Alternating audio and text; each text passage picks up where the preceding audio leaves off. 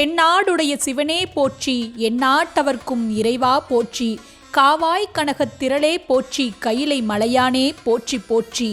சிவனுக்கு உயர்ந்தவன் தாழ்ந்தவர் என்ற பாகுபாடில்லை என்பது நாம் அனைவரும் தெரிந்த விஷயம்.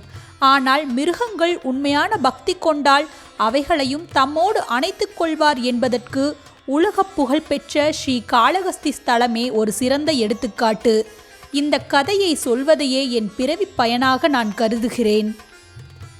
புகழ்பெற்ற மன்னர்களில் ஒருவரான தஞ்சை பெரிய கோயிலை கட்டிய ராஜராஜ சோழனின் மகனும் தென்னிந்தியாவின் புகழ்பெற்ற மன்னர்களில் ஒருவரான ராஜேந்திர சோழன் கட்டிய கோவில்தான் ஸ்ரீ காளகஸ்தி.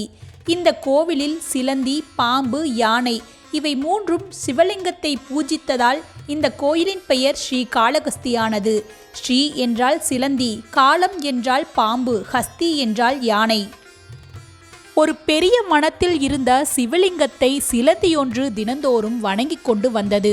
அந்த வனத்தில் ஒரு நாள் பெரும் மழை பெய்தது. சிவலிங்கம் மழையில் நனைந்து கொண்டிருந்தது. இதை தாங்கிக் கொள்ள முடியாத சிலந்தி தனது உமிழ்நீரை கொண்டு சிவனின் தலைக்கு மேல் வலை பின்னியது.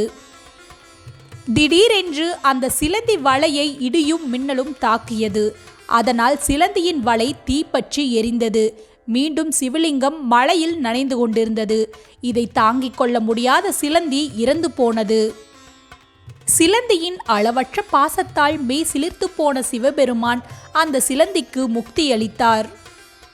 சில காலங்களுக்கு பிறகு அதே சிவலிங்கத்தை நாகம் ஒன்று மாணிக்கத்தை கக்கி சிவனை ஆராதனை செய்து வழிபட்டு கொண்டு வந்தது.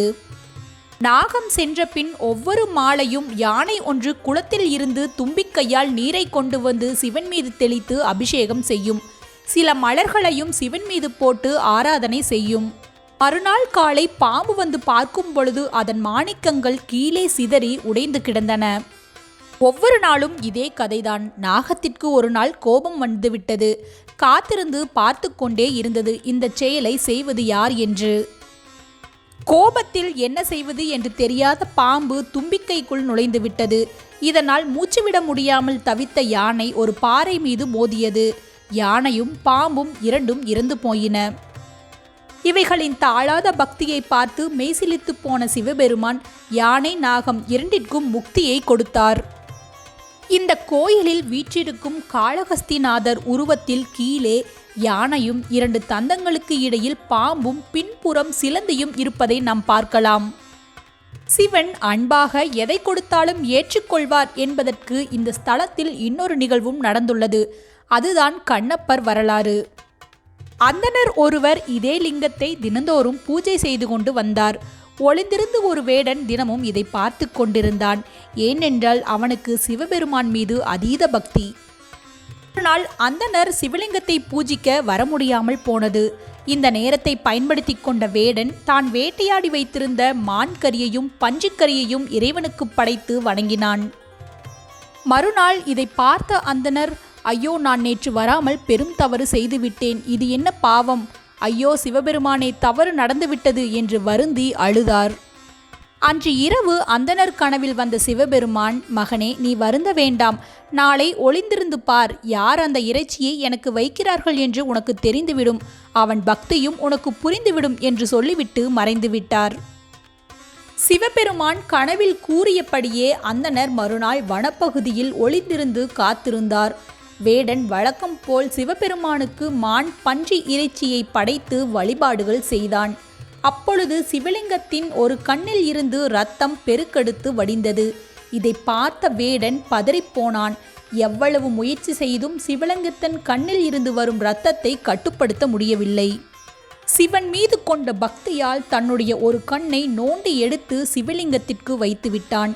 அதன் பின்னர் சிவலிங்கத்தின் மீது வடிந்த இரத்தம் உடனே நின்றுவிட்டது. சிறிது நேரத்தில் சிவலிங்கத்தின் மற்றொரு கண்ணில் இருந்து இரத்தம் பெருக்கெடுத்து வடிந்தது. அதை பார்த்த வேடன் அதிர்ச்சியடைந்தான். பின்னர் வேடரின் கட்டை விரலை எடுத்து சிவலிங்கத்தின் கண்களில் வைத்துவிட்டு இரண்டாவது கண்களையும் நோண்ட தன் வேட்டைக்காக பயன்படுத்தும் அம்பினை எடுத்தார். அப்போது அவனுக்கு சிவன் காட்சியளித்தார். பக்திக்கு மிஞ்சிய ஞானம் இல்லை என்று அந்த அந்தணர் உணர்ந்தார். சைவ கடவுளான சிவபெருமான் அவருக்கு இறைச்சி வைத்து வழிபட்டாலும் கூட தன் தீவிர பக்தனான அந்த வேடனின் பக்தியை ஏற்ற காரணத்தினால் பிற்காலத்தில் அந்த வேடனுக்கு இந்த கோயிலில் இடம் கிடைத்தது. திண்ணனார் என்ற வேடனின் பெயர் சிவபெருமானுக்கு தன்னுடைய கண்ணை வழங்கியதால் கண்ணப்பர் என்று புகழப்பட்டது. அதனால்தான் கண்ணப்பரையும் இந்த கோயிலில் நீங்கள் காண முடியும். இந்த கோவிலில் சிறு துளி அளவும் காற்று போகாத கர்ப்பகிரகத்தில் வீற்றிருக்கும் இந்த சிவலிங்கத்திற்கு ஏற்றப்படும் தீபமானது படிப்படியாக மேலே எழுந்து அசைந்து ஆடிக்கொண்டிருக்கும். கோவிலின் உள்ளே காற்று போகாத இடத்தில் தீபம் மட்டும் எப்படி அசைகிறது என்று விஞ்ஞானிகளே ஆச்சரியப்படுகிறார்கள். இந்த ஸ்ரீ காளஹஸ்திக்கு சென்றால் பாதாள விநாயகரை தரிசிக்கலாம். அவர் 20 அடி பாதாளத்திற்குள் சென்ற ஒரு கதையும் இருக்கிறது. அகஸ்திய முனிவர் இந்த கோவிலுக்கு வந்து சிவபெருமானை வழிபாடு செய்தார். இங்கே இருக்கும் விநாயகரை வணங்காமல் சென்றது விநாயகரை கோபமூட்டியது. அதனால் விநாயகர் அருகில் இருக்கும் பொன்முகலி ஆற்றின் நீரை முழுவதுமாக வற்றிப்போக செய்துவிட்டார். இதனால் மனம் வருந்திய அகஸ்திய முனிவர் விநாயகரை அதே ஆற்றுக்குள் பிரதிஷ்டை செய்து வணங்கியதாக தல புராணம் கூறுகிறது. நாளடைவில் அந்த இடம் ஆழத்தில் சென்றதால் இந்த விநாயகர் பாதாள விநாயகர் என்று எல்லோராலும் அழைக்கப்படுகிறார். இன்றும் இந்த பாதாள விநாயகரை தரிசிக்க ஏராளமான பக்தர்கள் 20 அடி ஆழத்திற்குள் செல்ல வேண்டியதாக உள்ளது. திருப்பதிக்கு செல்பவர்கள் பெரும்பாலும் அங்கு இருக்கும் காளஹஸ்திநாதரை வழிபடாமல் வீடு திரும்புவதில்லை. காளஹஸ்தி கோவில் ஆந்திர பிரதேச மாநிலம் திருப்பதி மாவட்டத்தில் உள்ள ஸ்ரீ வெங்கடாச்சலபதி கோவிலின் ஸ்வர்ணமுகி ஆற்றங்கரையில் அமைந்துள்ளது. கர்ப்பதோஷம் உள்ளவர்கள், நீண்ட நாட்களாக திருமணம் ஆகாதவர்கள், ராகு கேது தோஷம் உள்ளவர்கள் இங்கு வந்து பிரார்த்தனை செய்தால் எல்லாம் சரியாகிவிடும் என்று நம்பப்படுகிறது. ஸ்ரீ காளஹஸ்தியில் கோவில் நடை திறக்கும் நேரம் காலை 5 மணி முதல் மதியம் 12 மணி வரை, மாலை 5 மணி முதல் இரவு 8:30 வரை. இது போன்ற ஆன்மீக கதைகள் உங்களுக்கு பிடிக்கும் என்றால் ரதிஸ் டாக்கிங் ஷோ அப்படிங்கிற நம்ம சேனலை மறக்காமல் சப்ஸ்கிரைப் பண்ணுங்கள். நீங்கள் ஏதாவது ஸ்தல வரலாறு தெரிந்து கொள்ள விரும்பினால் கமெண்ட் பாக்ஸில் சொல்லுங்கள். நண்பர்களுடன் பகிர்ந்திடுங்கள். என்னோடு இணைந்திருங்கள். என்றும் மகிழ்ந்திருங்கள். நான் உங்கள் அன்பு தோழி ரதி.